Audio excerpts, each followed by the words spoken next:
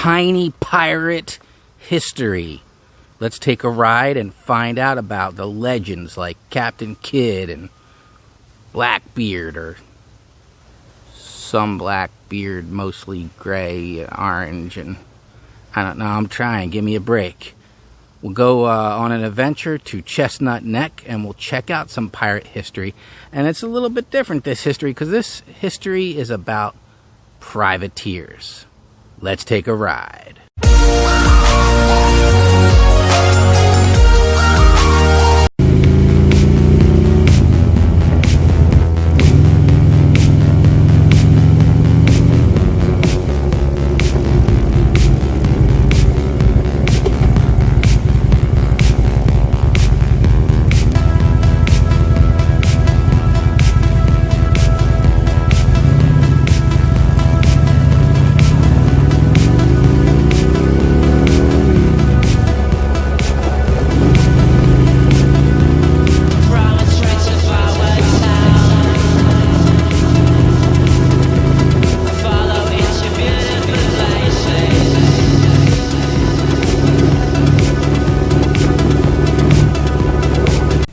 Hey guys, we just arrived at the Port Republic and we're on a great ride.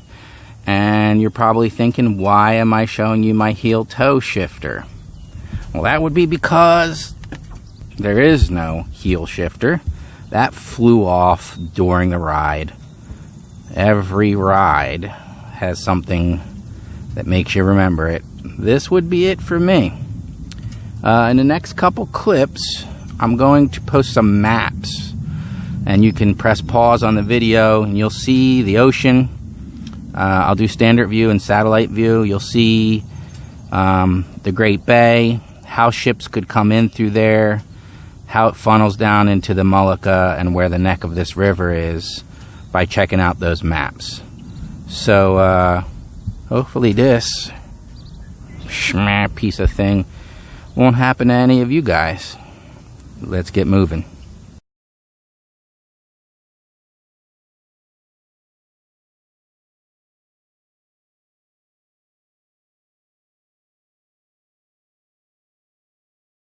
Alright guys, so first thing, second part of my wonderful journey is that the flies here are crazy and they are biting, and I'm literally having to wear my helmet and use like a bandana to cover up my head more to even get to this stuff. So this is the map that shows the whole situation and gives a little write-up down here.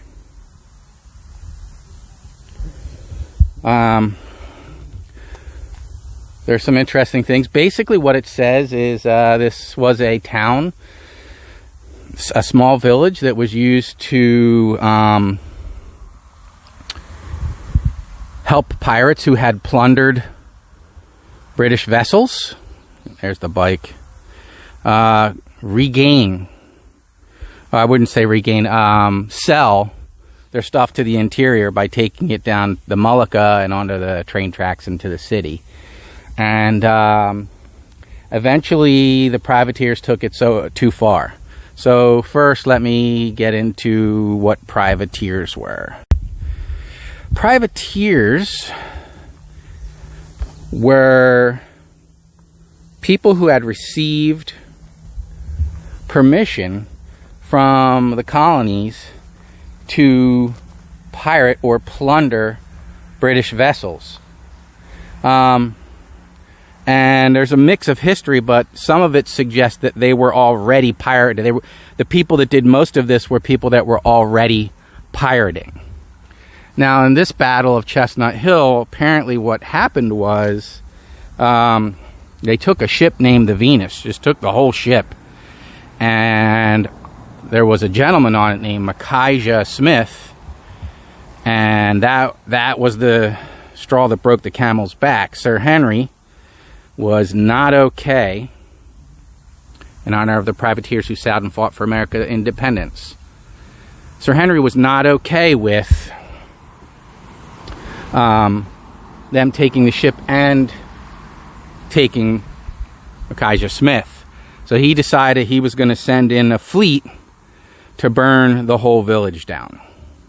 Here's a ship rib recovered from a ship they believe that sailed in 1778. I don't know if you can see that because there's a glare.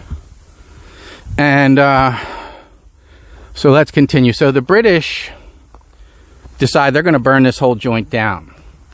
Now this was originally like an area filled with chestnuts, hence the name Chestnut Neck, neck of the river, and a bunch of chestnuts. Here's the memorial. But when the British arrived, they were also aware of the fact that they were being tailed by another ship for battle, and they began just burning down the shipping village. They couldn't really take the time to go through and find everyone. Now there's a nice little twist to that, but let's take a look at this monument first. So here's the monument. There's a Minuteman at the top. One of the interesting things about this battle was that the British never found Micajah Smith. They were in a rush. They couldn't really do a search. They never recovered their vessel. They never recovered their goods. So this was considered a victory of sorts. They had to leave quickly because they knew that they were about to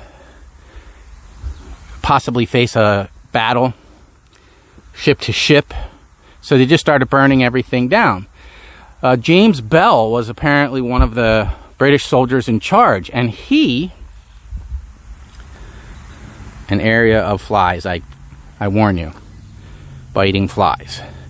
He only was able to capture one person, a Michelle, young colonist named Michelle, who ran inside her home.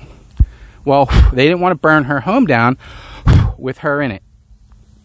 So they decided to try and extract her, then burn the house down.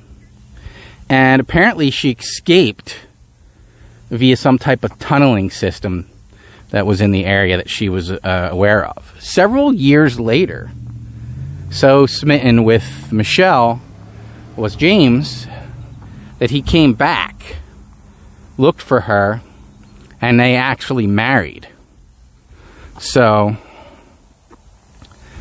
definitely some tense craziness in these parts. What I'm going to do now, if I can, is just take a ride down to the Bay Area and just get right up on the water if I don't get yelled at, just so you can see what that map was talking about.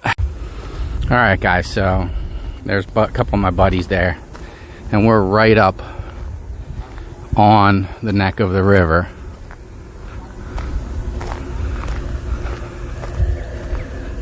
It's so interesting when you canoe through the Mullica down by like the drop-off points of like Atzion, you know how small it is, and you have chopping down trees to get through and whatnot,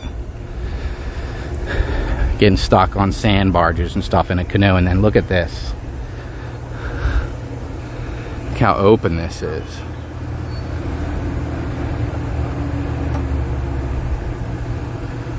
But the sand underneath can actually be pretty high, and the locals knew where all the sand barges were.